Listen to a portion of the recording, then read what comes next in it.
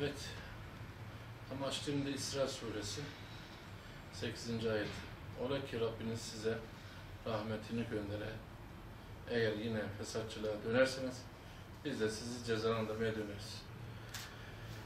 Haberiniz olsun ki bu Kur'an insanları en doğru yola hidayet erdirir ve salih ameller yapan müminlere müjde verir. Onları yarattıklarımızın birçoğundan üstün kıldık buyuruyor. Bununla ilgili bir açıklama falan yapsa. Evlilik bir fıtri bir olaydır. Evlilik müessesesi ta ilk insandan ve ilk peygamber Hazreti Adem Aleyhisselam'dan tut bu zamana kadar gelen bir fıtri bir olaydır. Bizim İslam toplumunu ve ailelerin olmazsa olmaz şartları da ailedir. Ve biz İslam gelenek ve göreneklerimizde de aileyi sağlam tuttuğumuz anlarda biz cihana hakim olmuşuzdur. Bütün cihana da biz medeniyet götürmüşüzdür.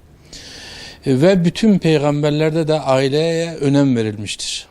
Dediğim gibi aile fıtri bir olaydır. Ailesiz bir toplum düşünülemez ve böyle bir olay da toplumda olmayacağı kesindir. Bu hal bu böyleyken geçmişten bu yana şu anda çökmüş bir Batı medeniyeti var. Aile mefhumu olmayan bir vardır.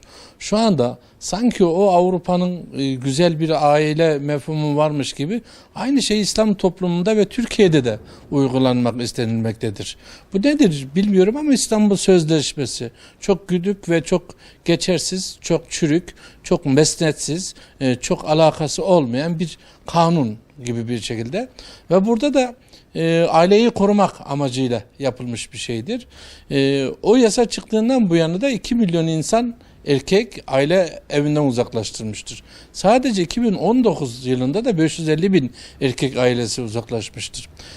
Gün geçmiyor ki her hangi bir aile mefhumunda orada bir olay olmasın veyahut da şimdi kadının beyanı esastır sözüyle de bu şu anda çok kötüye de kullanılmaktadır. Adalet Bakanlığı veyahut da bu Türkiye Cumhuriyeti'ni yöneten şu andaki bu iktidar bunu hala niye görmemezlikten geliyor? Bir yandan Sayın Cumhurbaşkanı bütün aile yapısını 3 çocuk şey yaparken 2030'lara bu yapıyla gittiğimizde en yaşlı ve en aile yapısı olmayan bir topluluk olarak Türkiye Cumhuriyeti olarak ortaya çıkacağız. Ve aile yapısına da çok önem verilmediğinde de Allah korusun ileriki şeyimiz söz konusu çok vahim sonuçlar doğuracağını düşünüyoruz. Biz burada İslami bir yapıya sahip ve İslami bir düşünceye sahipsek bu evlilik fıtri bir olaydır. Evliliğe çok önem verilmesi gerekmektedir. Gerek ahlaki olarak gerek şu anda bu yasa bir nevi nedir? Neyi oluşturuyor biliyor musun? Cinsel objeleri ön plana çıkartarak feministliği, kadının erkeğe karşı bir feministliği, erkeğin kadına karşı bir feministliği ortaya çıkıyor. Ve gün geçtikçe bu aradaki şeyler baya bir açılmaya başladı. Sevgi, şefkat denen bir şey kalmadı.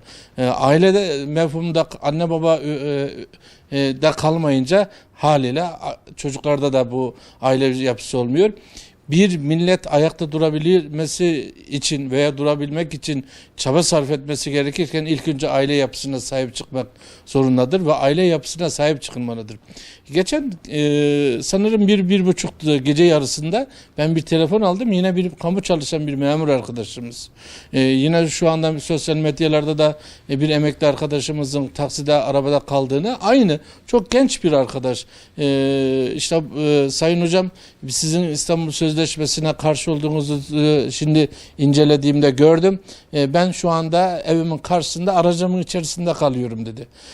Herhangi bir ufak bir tartışmayla eşim karakola gidiyor ve eşim karakola gittiğinden sonra aldığım şey sadece kadının beyanı esastır şeyiyle dedi. Ben şu an sokakta kalıyorum dedi.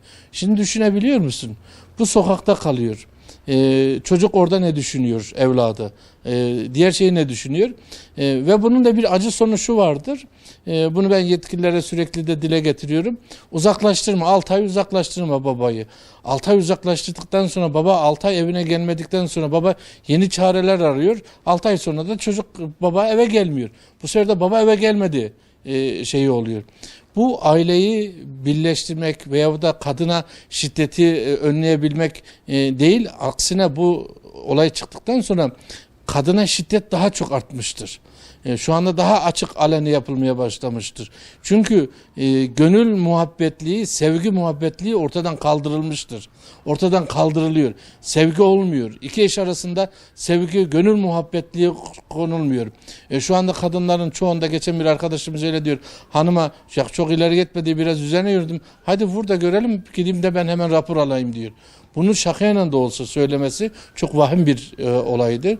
Dolayısıyla bu iktidar, şu andaki mevcut hükümeti yöneten değerli idareci arkadaşlarımız bu İstanbul Sözleşmesi denen bu mereti, bu kanunu ne söyleyeceğimi de bilemem, ucube bir maddeyle kanunu derhal kaldırılması bu Türk milletine ve bu Müslüman milletine uyuşmayan bir maddedir. Bunun derhal uzlaşma yönüne gidilsin. Çok şey yapmıyorsa da referanduma sunsun. Her şeyi referanduma sunuyoruz ya, bu maddeyi de bir referanduma sunsun. Ve referandumuna sunarak sonucu ne olduğunu zaten görürüz. Onun için benim son söylemek istediğim, evlilik bir fıtri bir olaydır.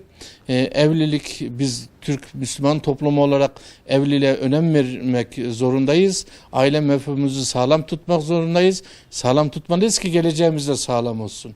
Sağlam tutmadığımız takdirde gelecek denilen bir şey olmayacağını düşünüyorum. Teşekkür ederim.